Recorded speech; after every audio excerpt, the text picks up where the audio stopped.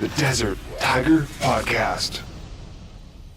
All right, Ambush, we are here with the Executive Director of the Songwriters Association of Canada, Zoe Cunningham, and we're going to be talking a little bit about the S.A.C. here today, as well as the Celebration Series Songbird North, which is hosting a Women of S.A.C.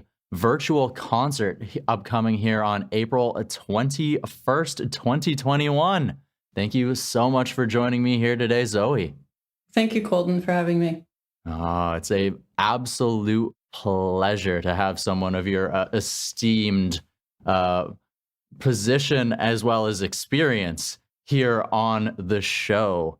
So I definitely, with this event coming up, I want to jump into this Women of S.A.C. concert, this virtual concert that's coming up. So when it comes to sort of selecting what to focus on with the themes, how does the S.A.C. sort of go about planning these Songbird series, and how did you sort of come together with planning this very specific Women of S.A.C. that happens to have quite a diverse range of performers and guests? Well, I mean, it's been a really long journey, in fact, and I'm going to just start with how the Songwriter Song Circle began. And it's a program that the S.A.C. developed as a concert series in 1993. And it was originally named the Bluebird North, which is named, as you may recognize, after the famous Bluebird Cafe in Nashville. And if you watched that series that was on a few years ago about Nashville songwriters, that cafe played a central location for that series. And really, it's an important performance opportunity for songwriters to showcase their works in an audience of their peers. So not to fans, but to other songwriters. So that's a big piece of business in Nashville. So the primary benefit of these types of songwriter circle concerts is to the actual songwriter and the performer, giving them that opportunity to showcase at basically an industry event. And then the secondary benefit for the songwriter is this opportunity to test original works in front of a live audience and in front of an educated audience and get that feedback. So that's sort of, in a nutshell, the idea for the format of the Songbird North series. And it's a long-running series for the S.A.C. It's been running for decades, really. And we currently have two long-running Songbird North series in Toronto and Vancouver. And we have, actually, one of our hosts is Vancouver-based Sherry Ulrich, who's hosted that long-running series and is taken a sidestep to be the host of this Songbird North Celebration Series. So what we've done is we've taken that idea of the Songbird North and the songwriter circle, or in the round concert format that's been established in Nashville, and we want to make it more purposefully inclusive and more representative of our membership at the S.A.C. as well as the music creator community in Canada. So every new Songbird North that we're presenting under this Celebration Series moniker is also presented in association with a cultural or community celebration commemorating an historical anniversary in Canada. For example, National Indigenous Peoples Day, Black History Month, International Women's Day, Asian and South Asian Heritage Month, or Pride Week. So there's, the list goes on as we're all familiar with these anniversaries that are recognized on a national celebration. We're also connecting our celebration series to those anniversaries. So when that's really the origin behind why we're presenting Women at S.A.C. in honor of Women's History Month, and which, though that was in April, we're extending in the previous month, we're extending that into April. We announced the concert during the Women's History Month. So that's sort of how we determined the theme of the concert and what we're trying to establish with the Celebration Series. Okay. Well, one thing that I really like about what you said there is the chance to perform in front of other artists, because you always hear that it's good to have another set of ears when it comes to even being inside the studio and otherwise. And then a lot of groups take that and go out on the road. So to be able to show your performance, not only from just a songwriting aspect, but also how does one use a stage to their benefit, is very, very crucial to have that feedback. And then another thing that I want to say is I kind of like that you're running this Women of S.A.C. a month later, because we should be celebrating women every day. So Exactly. I mean, I guess maybe it's a bit tongue in cheek for for half of the population. Totally agreed. Yeah. all right, awesome. So when it comes to, say, this specific Women of S.A.C. Showcase here, you mentioned that Sherry Ulrich is going to be hosting this performance. So when it comes to selecting this diverse and very talented group of artists, who does that? Do you have a hand in reaching out and helping with selecting and putting together these artists? Or Absolutely. The Songwriters Association of Canada is the producer of the event. So we do everything from, putting together a list of potential performers, reaching out to their agents, coordinating availabilities, doing the promotion. Really, we do all of it. And we, even when we, we have a sponsor that might be capable of bringing artists on, we do like to keep that sort of artistic decision process as a Songwriters Association of Canada, because we really are proud to present these performers, and it's an honor for us, and at the same time it gives our songwriters an opportunity to perform and to present their works. And part of what the Songwriters Association of Canada does is to create those spaces and opportunities to perform and or to collaborate and or to work creatively. So that's part of what we do as an association as well. Okay, awesome. So take us into some of the performers who the audience might get to see on this evening. I mean, I know that we're going to have the incredible Alicia Brilla amongst them, Barbara Lika. Who are some of the other faces and sounds that are going to be reaching here? Well, there are some, they're basically, we're doing a national presentation. Alicia Brilla is notable in that I've learned recently that she independently owns all of her rights, and that's quite an achievement for a young female songwriter to all the way through to the recording releases. So Alicia Brilla is really exciting for us. We've ever since Alicia had been a SOCAN award winner, we've definitely been following her career, and she's taking really great strides. I think one of the highlights for me is Liz Rodriguez. I know I've spoken with a bunch of people at the S.A.C, and just the fact that we've got this Canadian female songwriter writing with Eminem and on Celine Dion's most recent album, it has a number of songs contributing to a number of songs on that. I mean, that alone is fantastic. And just, it's just so interesting to the difference between a songwriter and an artist or a performing artist is also an element of what comes out in these Songwriter Association of Canada events. is that these may not be, performing artists themselves. They're strictly songwriters. They're writing for artists that can take that song the whole way, So Liz Rodriguez is writing for Celine Dion. I mean, that's just, to me, it's the journey of that song is so interesting. And that's really the story that's the story they're going to be talking about during this performance, is giving those little bits of insights that you can just barely imagine or fathom, really, as a listener or fan of Celine Dion. You would never know the origin story of that, latest hit that she has. But they come from somewhere, and they come from these songwriters.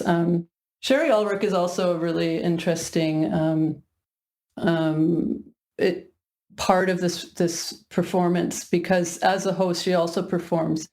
And she has such an extensive career as a songwriter in Canada, and really is a mentor to all of these performers as well. And in fact, she had recommended Helen Austin as well, who I believe is West Coast based as a songwriter. So, there's just a good dynamic. You'll find when you're hearing in between the songs of all of these performers is their stories, the story about the song, really. And sharing that in a conversation with other songwriters just brings out so much more of the detail and the influence or the thought or the creative spark, and why it was written at all, about it. And they're just amazing stories. Wow. So not only just being able to see a performance, but to be able to be taken behind this other portion of the music industry that just really doesn't get as much shine. There's not really as much knowledge on it. So to be able to hear from such empowered and such inspiring individuals from various backgrounds really gives the opportunity for someone to maybe see that, oh, maybe I don't have to just create my own songs. Maybe I can do all of these other things too, and create their own future from there. Exactly. All right. So we said that this event goes down on April 21st. At what time is the event? How long is it? The events are usually these concerts with a lineup of 4 performers, and they're singing in the round format. So each performer will do a song and then basically pass the mic to the next performer. So 2 or 3 times, I'm not going to say exactly how many times, they'll go through the round. And normally it's an hour to 2 hours, or they'll take a break in the middle and come back for another round after an intermission. But because this is a streaming event and these performers are not in the same space, they are performing from their own private spaces across the country. I imagine that we're looking at probably a solid 1.5 hour event with no break. Okay. And you mentioned the streaming feature of this. And of course, you had mentioned before that this event has been running since 1993, essentially. So what has it been like to adapt over this last year? And what is it like to sort of balance and make sure that everything is happening at the right times and that this event is happening like in a cohesive manner? Yeah, no, I mean, we really wanted to expand the Celebration Series this past year, over this past season.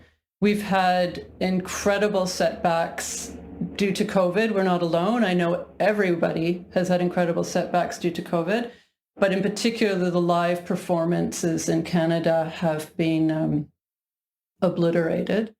That is in person. And doesn't seem as though they're coming back. There was a recent announcement in early April that would even disallow for music concerts to be streamed from venues that were abiding by all safety precautions.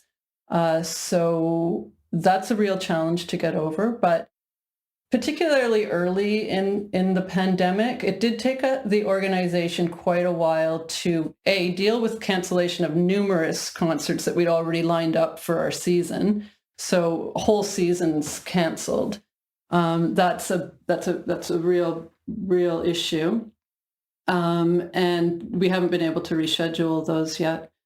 But we've had this, early successes as well. We did a very, very fantastic Black History Month celebration series in February, and we really, really focused on production levels and production value so that the performers, although they may not be used to performing from their living room, we ensured that they had, excellent sound. We ensured that their lighting was very good. We did extensive sound checks in advance, days in advance. We worked with a production technician who specialized really in online streaming and sound capture and quality there. So if a songwriter wasn't set up to perform as they don't need to be to operate as a songwriter, we could supply the equipment that they might require in kind of like kits and for the purpose of this. So we have had some really big success with putting these events, streaming them.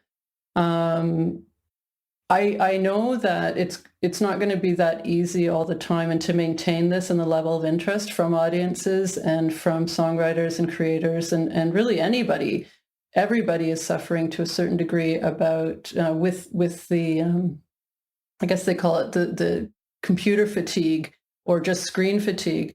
But the other issue is ticketing these events. You can't expect to generate ticket sales at the value that you would normally for an in-person live event. But that doesn't mean to say that the cost of producing these events is not the same. So that's something that we're going to be very challenged with in the future.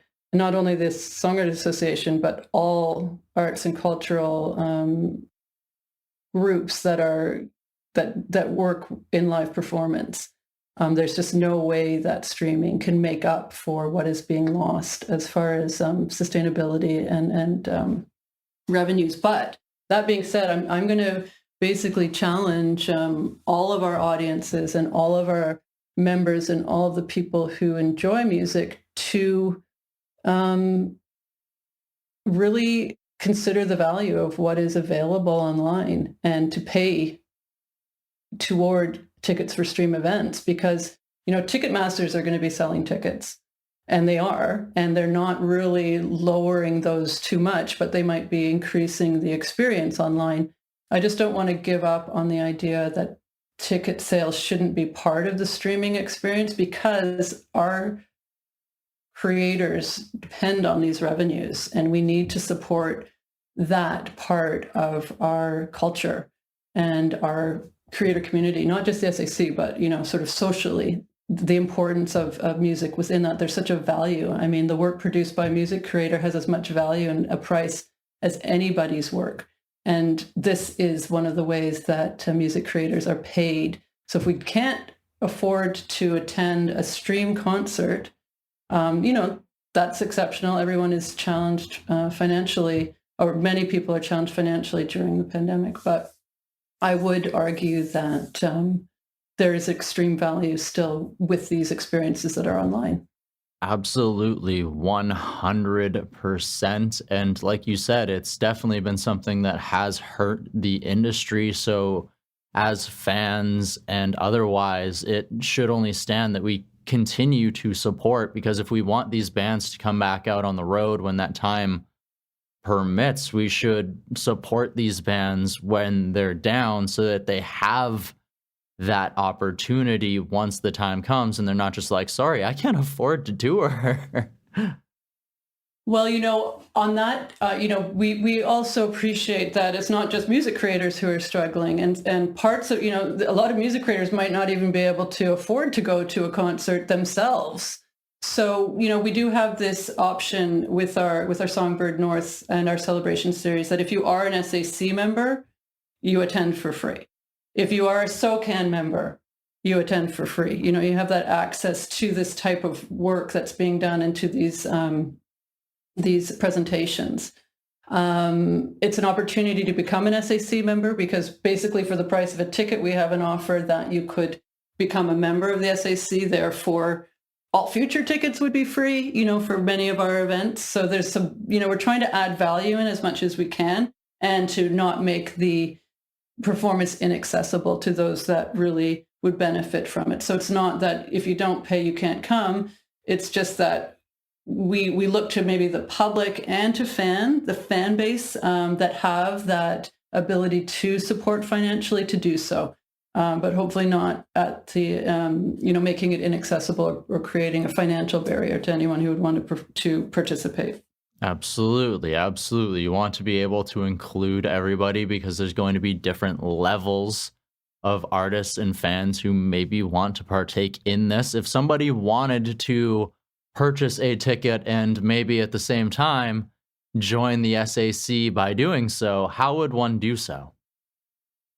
Well, the tickets are $20, but there's a $30 ticket, which also allows you to register as a member. So with this $30 ticket price, you become a member of the S.A.C.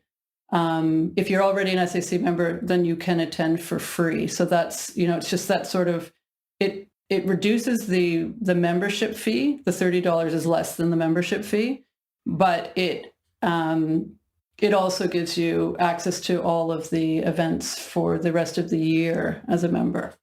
Wow. So for $30, you not only get a cheaper membership, you get to attend this workshop, you get to attend future performances as well. What else? What other value do you get with this? What else does the S.A.C have to offer songwriters who maybe have yet to join?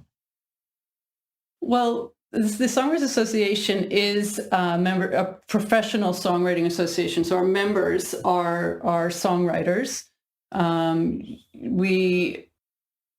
It's like the power is in numbers, because what we do at the S.A.C is we support and we advocate for creator rights, for all aspects of a songwriter career, from royalties, protecting royalties, copyright, protecting creator copyrights, education, offering basically tiered educational programming for songwriters at all stages of their career and throughout their career. So there's sort of like an arc on the educational and professional development side of things. And, really kind of the simplest and the most value is in the community, especially in the songwriter community, because working with others in collaboration is really a massive part of songwriting. So we really try to foster our songwriting networks. As I mentioned earlier, we have programs where we actually create and make available the spaces for collaborations. We have a number of programs like the Pro Songworks Camp, which is a collaborative camp, a songwriting event that goes over a number of days and it's songwriting intensives. We do as a run-up or as a feeder program into the professional songwriting camps, we have a mentorship intensives, which are run as day-long intensive songwriting collaborative training, essentially, to ensure that you can collaborate at a level that makes you more effective as a songwriter working with others. So we just really work through a lot of those things year after year and develop those. But the power in numbers piece is that we advocate. We're not an advocacy group. That's not our priority. But the nature of this industry is such that there's a lot of competition for the songwriting dollar, like in the music industry. There's a lot of ways to divide the pie up, I guess, as far as what the value of music is. And songwriters, without the songwriters, there wouldn't be any pie, right? So it's really important to protect those rights of the songwriter and not have them eaten up by every other interest group that can stand to make to earn off of those creative pieces. Mm-hmm. It's always thank you so very much for what you can do. Okay, now that I have this thing, and it's very important, and it's good that there's industries and there's associations like yourself that stand to protect the artist, because as you say, there's so many factors, so many individuals who, if the songwriter isn't being protected, who's to say that at any point in that step that somebody's not going to try and take advantage of that? Yeah, exactly. So building awareness is a huge part of what we do as far as our advocacy work. So we have a newsletter. We have many times we'll send out a newsletter with a call to action to other creators. Did you know this is happening? Did you know this is happening? Sign up here. Maybe check in with make sure that you've got these things registered at this performing rights organization, and so on and so forth. So we do try to help pull people that are interested in songwriting, may not know the complexity, because it is so complex. I mean, we've got a board of directors that is entirely comprised of songwriters. That's what you have to be on this board of directors. And they have extreme institutional knowledge, and they know how complicated this is. Like, it is not an easy undertaking to be a professional songwriter. There are so many challenges, and I'm not going to get into it, but there's more now than there were 20 years ago. There's just so much more that people may not even attempt to be a songwriter and understand all of the areas with which they can develop their profession, other than what maybe the latest digital streaming company is suggesting is how to make, to get 10,000 hits or 1 million hits. So there's other ways of establishing yourself and to establishing a career as far as a revenue earning songwriter. That's really what's so important, because 20 years ago it was a different story. People could make a living as a songwriter. It's not so clear now that people can make a living as a songwriter, and that's what the pushback is from our organization. That is completely unacceptable. I 100% agree. And if anybody watching who is an artist, is a songwriter, also agrees, the S.A.C. just might be for you. Great. Thanks so much for allowing me to share our information about our association and this concert, which we're really looking forward to. There's so little to do these days. I just have one more thing to say, whether this fits in or not. But, as far as the ticket price, what I like to do, and I've done a few of them, is to get a ticket to a streaming event, concert of music that I want to hear. My TV is set up with surround sound in my living room, which is just, I have a dining room table within earshot. I'll invite, my family to the table, and we'll basically have like a dinner theater going on with great sound, and just enjoy the time together. It's not the same as going to a restaurant. It's not the same as going to a concert. But for the price of one ticket, there's 2 adults and some others able to experience it for the price of one ticket. That's like a little COVID concert trick. One ticket for everyone in your house, right? Exactly. You got to share the experience, which once again just continues to add to the value of that $20, that $30. So you should definitely get out, support the S.A.C., support this concert, and hey, maybe even join yourself so that they can help support you as a community. I want to thank you so much, Zoe Cunningham, for joining us here today on the Desert Tiger Podcast. Thank you, Colton. Take care. The Desert Tiger Podcast.